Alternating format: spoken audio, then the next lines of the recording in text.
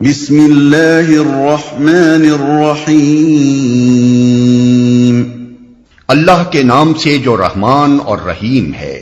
اِنَّا أَنزَلْنَا إِلَيْكَ الْكِتَابَ بِالْحَقِّ لِتَحْكُمَ بَيْنَ النَّاسِ بِمَا أَرَاكَ اللَّهُ وَلَا تَكُنْ لِلْخَائِنِينَ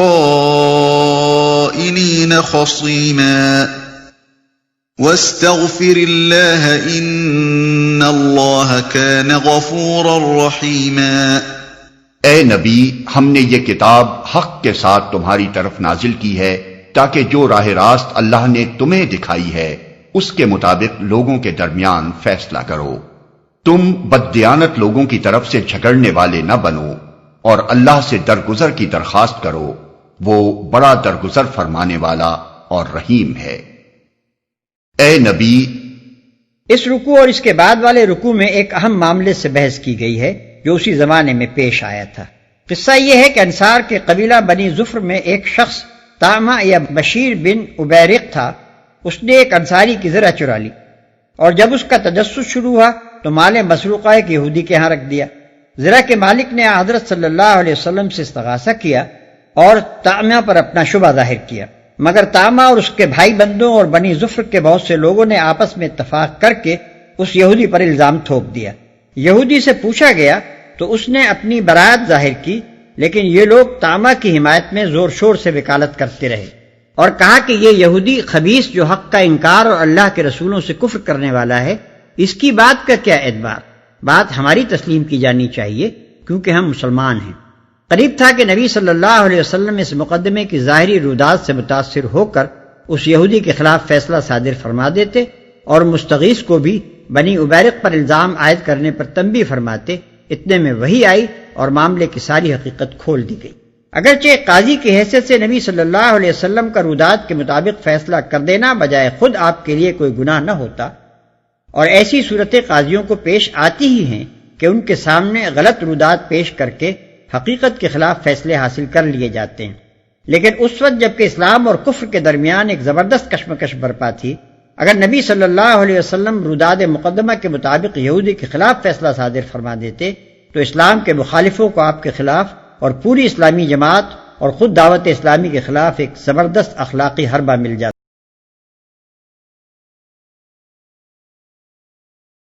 جتھا بندی اور عصبیت کام کر رہی ہے جس کے خلاف تبلیغ کی جاتی ہے۔ اسی خطرے سے بچانے کے لیے اللہ تعالی نے خاص طور پر اس مقدمے میں مداخلت فرمائی۔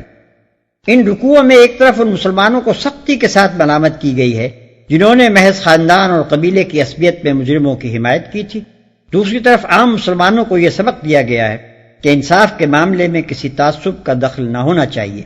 یہ ہرگز دیانت نہیں ہے کہ اپنے گروہ کا آدمی اگر برسر باطل ہو تو اس کی بیجا حمایت کی جائے اور دوسرے گروہ کا آدمی اگر برسر حق ہو تو اس کے ساتھ بے انصافی کی جائے۔ وَلَا تُجَادِلْ عَنِ الَّذِينَ يَخْتَانُونَ أَنفُسَهُمْ إِنَّ اللَّهَ لَا يُحِبُّ مَنْ كَانَ خَوَّانًا أَثِيمًا۔ جو لوگ اپنے نفس سے خیانت کرتے ہیں تم ان کی حمایت نہ کرو۔ اللہ کو ایسا شخص پسند نہیں جو خیانت کار اور معصیت پیشہ ہو۔ جو لوگ اپنے نفس سے خیانت کرتے ہیں، جو شخص دوسرے کے ساتھ خیانت کرتا ہے وہ دراصل سب سے پہلے خود اپنے نفس کے ساتھ خیانت کرتا ہے، کیونکہ دل اور دماغ کی جو قوتیں اس کے پاس بطور امانت ہیں ان پر بیجا تصرف کر کے وہ انہیں مجبور کرتا ہے کہ خیانت میں اس کا ساتھ دیں، اور اپنے ضمیر کو جسے اللہ نے اس کے اخلاق کا محافظ بنایا تھا اس حد تک دبا دیتا ہے کہ وہ اس خیانت کاری میں سد راہ بننے کے قابل نہیں رہتا۔ جب انسان اپنے اندر اس ظالمانہ دستبرد کو پائے تکمیل تک پہنچا لیتا ہے تب کہیں باہر اس سے خیانت و معصیت کے افعال صادر ہوتے ہیں۔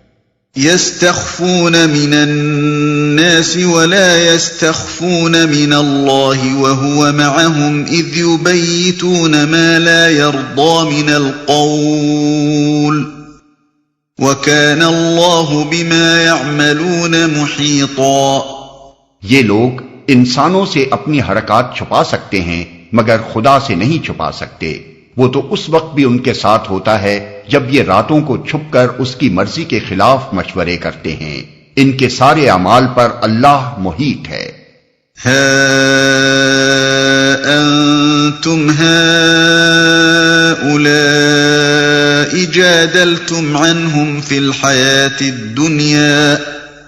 جادلتم عنهم في الحياة الدنيا فمن يجادل الله عنهم يوم القيامة أم من يكون عليهم وكيلا. ہاں، تم لوگوں نے ان مجرموں کی طرف سے دنیا کی زندگی میں تو جھگڑا کر لیا، مگر قیامت کے روز ان کی طرف سے کون جھگڑا کرے گا؟ آخر وہاں کون ان کا وکیل ہوگا؟ وَمَن يَعْمَلْ سُوءًا أَوْ يَظْلِمْ نَفْسَهُ ثُمَّ يَسْتَغْفِرِ اللَّهَ يَجِدِ اللَّهَ غَفُورًا رَّحِيمًا. اگر کوئی شخص برا فعل کر گزرے یا اپنے نفس پر ظلم کر جائے اور اس کے بعد اللہ سے درگزر کی درخواست کرے تو اللہ کو درگزر کرنے والا اور رحیم پائے گا. وَمَن يَكْسِبْ إِثْمًا فَإِنَّمَا يَكْسِبُهُ عَلَى نَفْسِهِ وَكَانَ اللَّهُ عَلِيمًا حَكِيمًا. مگر جو برائی کما لے تو اس کی یہ کمائی اسی کے لیے وبال ہوگی. اللہ کو سب باتوں کی خبر ہے اور وہ حکیم و دانا ہے.